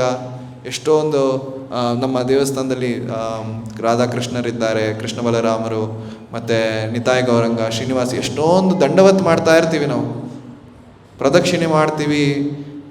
100 ಬಾರಿ ಶರಣು ಮಾಡಿ ಬೇರೆ ಬೇರೆ ಏನದು ಕಲ್ಯಾಣಿಗಳೆಲ್ಲ ಹೋಗಿ ನಾವು ಮುಳುಗಿ ಎದ್ದು ಎಷ್ಟೊಂದು ಕಡೆ ಹೋಗ್ತೀವಲ್ಲ ದೇವಸ್ಥಾನದಲ್ಲಿ, ನದಿಗಳಲ್ಲಿ ಮುಳುಗಿ ಎದ್ದು ಪರನಾರಿಯರ ನೋಟಕ್ಕೆ ಗುರಿ ಮಾಡಿ ಮನಸ್ಸೆಳೆ ಮಾಡಿದಿ.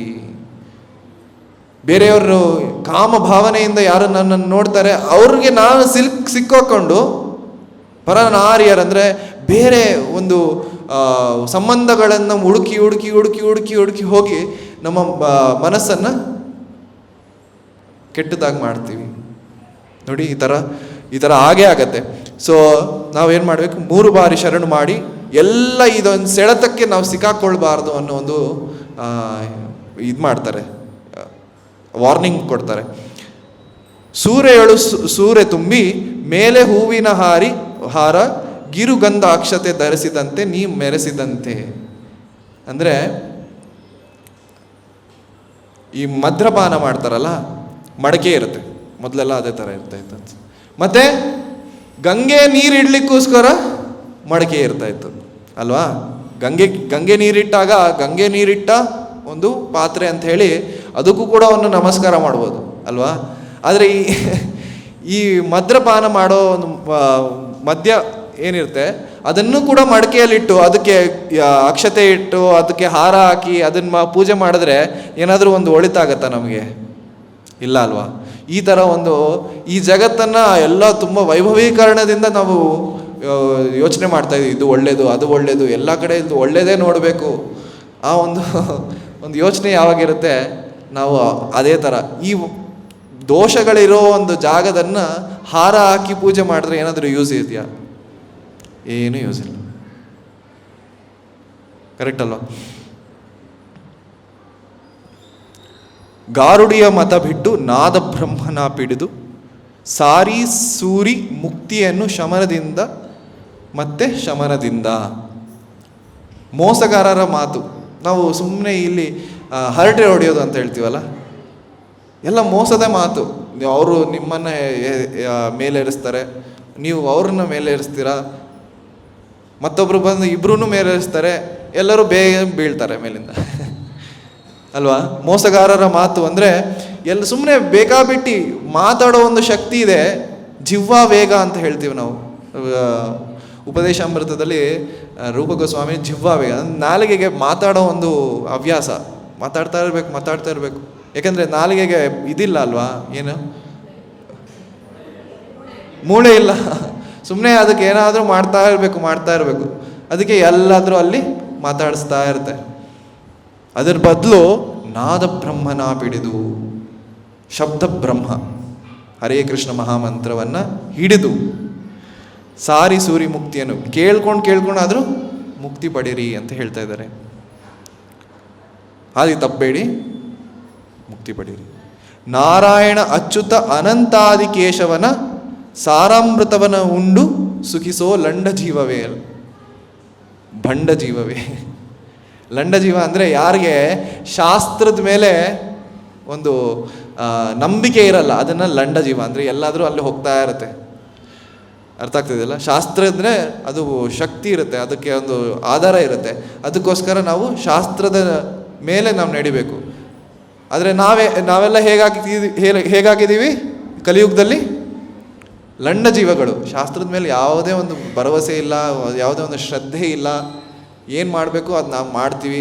ಆಮೇಲೆ ಶಾಸ್ತ್ರದಲ್ಲಿ ಹೇಳಿದಾರ ಅಂತ ನೋಡ್ಬಿಟ್ಟು ಆಮೇಲೆ ಬೇರೆಯವ್ರ ಹತ್ರ ಹೇಳ್ಕೊಳ್ತೀವಿ, ನಾವು ಮಾಡಿದ್ವಿ ಈ ಥರ, ಇಷ್ಟು ಪೂಜೆ ಮಾಡಿದ್ವಿ, ಅಷ್ಟು ಪೂಜೆ ಮಾಡಿದ್ವಿ. ಏನಕ್ಕೆ ಮಾಡಿದ್ವಿ?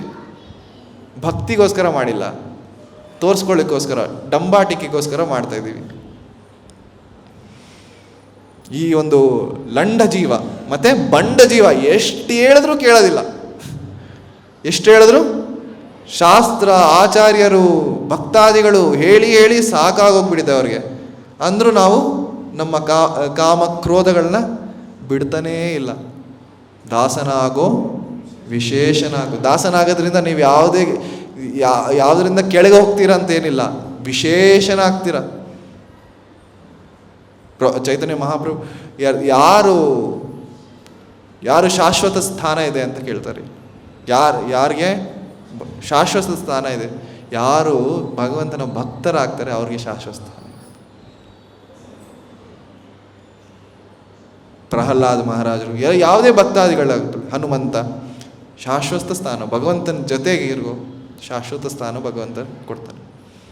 ದಾಸನಾಗು ವಿಶೇಷನಾಗಬೇಕು. ಈ ಶೃಂಗಿ ಥರ ನಾವು ಅಹಂ ಭಾವನೆಯಿಂದ ಅಹಂಕಾರ ಭರಿತವಾಗಿ ನಾವು ಯಾವುದೇ ಒಂದು ಕೆಲಸ ಮಾಡಬಾರ್ದು. ನಾವಲ್ಲಿ ಈ ವೈಷ್ಣವ ಸಂಘದಲ್ಲಿ, ಸಾಧು ಸಂಘದಲ್ಲಿ, ವೈಷ್ಣವರಂದರೆ ಸಾಧುಗಳು, ಸಾಧು ಅಂದರೆ ಒಳ್ಳೆಯವರು ಅಂತ ಹೇಳಿ, ಒಳ್ಳೆಯವರು. ಸಾಧು ಸಂಘ ಮಾಡೋದ್ರಿಂದ ನಮ್ಮಲ್ಲಿರೋ ಎಲ್ಲ ಕಲ್ಮಶಗಳು ನಶಿಸುತ್ತೆ. ಆದರೆ ಒಂದು ಇಲ್ಲೂ ಕೂಡ ಬರುವ ಒಂದು ಚಾನ್ಸ್ ಇದೆ. ಯಾಕಂದರೆ ಕಲಿ ಕೂಡ ಇದು ಅವನ ಯುಗ. ಭಗವಂತ ಅವನಿಗೂ ಕೂಡ ಒಂದು ಸ್ಥಾನ ಕೊಟ್ಟಿದ್ದಾನೆ. ಇದು ನಿನ್ನ ಯುಗ, ನೀನು ನೋಡ್ಕೋ ಹೆಂಗೆ ಮಾಡ್ತೀಯ ಅಂತ. ಆದರೆ ಅದೇ ಥರ ಆಚಾರ್ಯರು ಕೂಡ ನಮಗೆ ಪ್ರೊಟೆಕ್ಷನ್ ಕೊಡ್ತಾರೆ. ಹೇಗೆ? ಈ ಭಾಗವತ ಶ್ರವಣ ಮಾಡೋದ್ರಿಂದ ಮತ್ತು ಭಕ್ತಿಯ ಸೇವೆಗಳನ್ನು ಮಾಡೋದ್ರಿಂದ ನಮಗೆ ಆ ಒಂದು ರಕ್ಷಣೆ ಸಿಗತ್ತೆ ಕಲಿಯಿಂದ. ಸೊ ಅದಕ್ಕೋಸ್ಕರ ನಾವು ಪ್ರತಿದಿನ ಭಗವಂತನ ಸೇವೆಯಲ್ಲಿ ನಮ್ಮನ್ನು ನಾವು ತೊಡಗಿಸ್ಕೊಳ್ಬೇಕು. ನಮ್ಮ ಶಕ್ತಿಯನ್ನು, ನಮ್ಮ ದೇಹವನ್ನು, ನಮ್ಮ ಮನಸ್ಸನ್ನು, ನಮ್ಮ ಚಿತ್ತವನ್ನು ಎಲ್ಲವನ್ನೂ ಭಗವಂತನ ಪಾದಕ್ಕೆ ಸಮರ್ಪಣೆ ಮಾಡಬೇಕು. ಈ ಸಮರ್ಪಣಾ ಮನೋಭಾವನೆ ಏನಿದೆ, ಇದೇ ನಮ್ಮ ಜೀವನದ ಸಂಪಾದನೆ. ಈ ಜೀವನದ ಮುಖ್ಯ ಸಂಪಾದನೆ ಇದು. ಬೇರೆ ಎಲ್ಲ ಮಾಡ್ಬೋದು, ಮಾಡಬಾರ್ದು ಅಂತ ಏನು ಹೇಳ್ತಾ ಇಲ್ಲ. ಆದರೆ ಅದೆಲ್ಲವೂ ಈ ಸಂಪಾದನೆಗೆ ಹೆಲ್ಪ್ ಆಗಬೇಕು. ಈ ಸಂಪಾದನೆಗೆ ಹೆಲ್ಪ್ ಆಗಬೇಕು, ನೆರವಾಗಬೇಕು. ಇಲ್ಲ ಅಂದರೆ ಈ ಸಂಪಾದನೆ ವಿರುದ್ಧವಾಗಿ ಹೋಗ್ತಾ ಇದೆ ಅಂದರೆ ಆ ಸಂಪಾದನೆ ಬಿಟ್ಬಿಡ್ಬೇಕು. ಆ ವಿರಕ್ತ ಭಾವನೆ ಇಲ್ಲ ಅಂದಾಗ ನಮ್ಮಲ್ಲಿರೋ ಎಲ್ಲ ಆಸೆಗಳು ನಮ್ಮನ್ನು ಹಿಡಿದು ಈ ಜಗತ್ತಿಗೆ ದೂಡುತ್ತೆ. ಸೊ ಯಾರಿಂದ ಮುಕ್ತಿ ಸಿಗುತ್ತೆ? ಭಗವಂತನ ಸಿಗುತ್ತೆ. ಯಾರು ಬೇಡಬೇಕು? ಕೃಷ್ಣ ಬೇಡಬೇಕಾ? ನಾವು ಬೇಡಬೇಕು. ಕೃಷ್ಣನ ಹತ್ರ ಹೋಗಿ, ಭಗವಂತ ನನಗೆ ಸ್ವಲ್ಪ ವಿವೇಕ ಕೊಡು, ಸ್ವಲ್ಪ ಬುದ್ಧಿಶಕ್ತಿ ಕೊಡು, ಭಕ್ತಿಯನ್ನು ಇನ್ನಷ್ಟು ಹೆಚ್ಚಾಗಿ ಮಾಡಲಿಕ್ಕೆ ಒಂದು ಅವಕಾಶ ಕೊಡು. ಆ ಒಂದು ಮತ್ತು ಪ್ರಭುಪಾದರು ಪುಸ್ತಕ ಬರೆದಿರೋ ಎಷ್ಟೊಂದು ಪುಸ್ತಕಗಳು ಬರೆದಿದ್ದಾರಲ್ಲ ಪ್ರಭುಪಾದರು, ಅದನ್ನು ಓದಲಿಕ್ಕೆ ಒಂದು ಜಿಜ್ಞಾಸ ಶಕ್ತಿ ಕೊಡು. ಏನಿದೆ ಪ್ರಭುಪಾದರು ಬರೆದಿರೋದನ್ನು ನಮ್ಗೆ ಹೇಗೆ ತಿಳ್ಕೊಳ್ಳೋದು? ಈ ಸಾಧು ಸಂಘ ಏನಿದೆ ಇದಕ್ಕೋಸ್ಕರ ಮೀಸಲಿಡಬೇಕು. ಅವ್ರು ಅದು ಮಾಡಿದ್ರು, ಇವ್ರು ಇದು ಮಾಡಿದ್ರು, ಈ ಥರ ಆಗಿದೆ ಅವ್ರ ಜೀವನದಲ್ಲಿ, ಈ ಥರ ಆಗ್ತಾ ಇದೆ ಅವ್ರ ಜೀವನದಲ್ಲಿ. ಈ ಒಂದು ಗಾಸಿಪ್ ಅಂತ ಏನು ಹೇಳ್ತೀವಿ, ಹರಟೆ ಅಂತ ಹೇಳ್ತೀವಿ, ಇದು ಮಾಡಿದಾಗ ಇಲ್ಲೂ ಕೂಡ ಪ್ರವೇಶ ಮಾಡೋ ಒಂದು ಸಾಧ್ಯತೆ ಇದೆ ಕಲಿಗೂ. ಸೊ ನೀವು ಕಲಿ ಜೊತೆ ಇರಬೇಕಾ, ಕೃಷ್ಣನ ಜೊತೆ ಇರಬೇಕಾ? ಎಷ್ಟು ಜನ ಕೃಷ್ಣನ ಜೊತೆ ಇರಬೇಕಂತ, ಎಷ್ಟು ಜನ ಕಲಿ ಜೊತೆ ಇರಬೇಕಂತ? ಸ್ವಲ್ಪ ಜನ ಕೈ ಹಚ್ತಾ ಇದ್ದಾರೆ. ಆಲ್ ದ ಬೆಸ್ಟ್, ಒಳ್ಳೆಯದಾಗಲಿ. ಸೊ ಎಲ್ಲ ಆಚಾರ್ಯರು ಎಲ್ಲ ಕಾಲಘಟ್ಟದಲ್ಲೂ ನಮಗೆ ಒಂದೇ ಗುರಿ ಕೊಡ್ತಾರೆ. ಏನದು? ಭಗವಂತನಲ್ಲಿ ಸಮರ್ಪಣಾ ಮನೋಭಾವನೆ ಬರಬೇಕು. ನಾನು ಮಾಡಿದೆ, ನನ್ನಿಂದ ಮಾಯಿತು, ಇದೆಲ್ಲ ಮಾಯೆಯ ಪ್ರಭಾವ, ಕಲಿಯ ಪ್ರಭಾವ. ಈ ಕಲಿಯ ಪ್ರಭಾವದಿಂದ ನಾವು ಇಲ್ಲೇ ಸಿಕ್ಕಾಕೊಂಡು ನಮ್ಮಲ್ಲಿ ಎಲ್ಲ ಕಲ್ಮಶಗಳು ಭರಿತವಾದಾಗ ನಾವು ಯಾವುದೇ ಒಂದು ಸದ್ಗುಣ ಮತ್ತು ಸತ್ಕಾರ್ಯ ಮಾಡಲಿಕ್ಕೆ ಕಷ್ಟ ಆಗುತ್ತೆ. ಅದಕ್ಕೋಸ್ಕರ ನಿಮ್ಮಲ್ಲಿ ಎಷ್ಟೇ ಟೈಮ್ ಇದೆ ಅಂದರೂ ದಿನದಲ್ಲಿ ಅದನ್ನು ಎಕ್ಸ್ಟ್ರಾ ಟೈಮ್ ಏನೇ ಇದ್ದರೂ ಅದನ್ನು ಭಗವಂತನ ಭಕ್ತಿಯ ಸೇವೆಯಲ್ಲಿ ತೊಡಗಿಸ್ಕೊಳ್ಬೇಕು. ಮಕ್ಕಳಿದ್ದರೆ ಅವ್ರಿಗೂ ಕೂಡ ಹೇಳ್ಕೊಡ್ಬೇಕು. ನಮ್ಮ ತಂದೆ ಈ ಒಂದು ಸಾಂಗ್ಸ್ ಏನಿದೆ ಕನಕದಾಸರದು, ಪುರಂದರದಾಸರದು, ಅದನ್ನೆಲ್ಲ ಮನೆಯಲ್ಲಿ ಹಾಕ್ತಾಯಿದ್ರು. ಆ ಒಂದು ಅವಾಗ ತಿಳಿತಾ ಇದ್ದಿಲ್ಲ, ಇವಾಗ ಮೆಲುಕು ಹಾಕಿದಾಗ ಇವಾಗ ಅರ್ಥ ಆಗುತ್ತೆ ಏನು ಜೀವನ, ಹೇಗೆ ಮಾಡೋದು ಅಂತ. ಇದು ನಮ್ಮ ನೀವು ಕೂಡ ಕೊಡ್ಬೋದು ಮಕ್ಕಳಲ್ಲಿ, ಇಲ್ಲ ನೀವೇ ಮನೆಯಲ್ಲೂ ಕೂಡ ಈ ಒಂದು ಭಕ್ತಿ ವಿನೋದ್ ಠಾಕೂರ್, ನರೋತ್ತಮ್ ದಾಸ್ ಠಾಕೂರ್ ಮತ್ತು ಕನಕದಾಸರದು, ಪುರಂದರದಾಸರದು ಎಷ್ಟೊಂದು ಹಾಡುಗಳಿದೆ. ಇದನ್ನೆಲ್ಲ ಸೂಕ್ಷ್ಮವಾಗಿ ಗಮನದಿಂದ ಕೇಳಿಸ್ಕೊಂಡು ನಾವು ಜೀವನದಲ್ಲಿ ಅಳವಡಿಸ್ಕೊಳ್ಬೇಕು. ಈ ವಿವೇಕ ಶಕ್ತಿ ನಮ್ಮಲ್ಲಿ ಇಲ್ದಿರ ಇರ್ಬೋದು, ಅವ್ರ ಹತ್ರ ನಾವು ತಗೊಳ್ಬೋದು.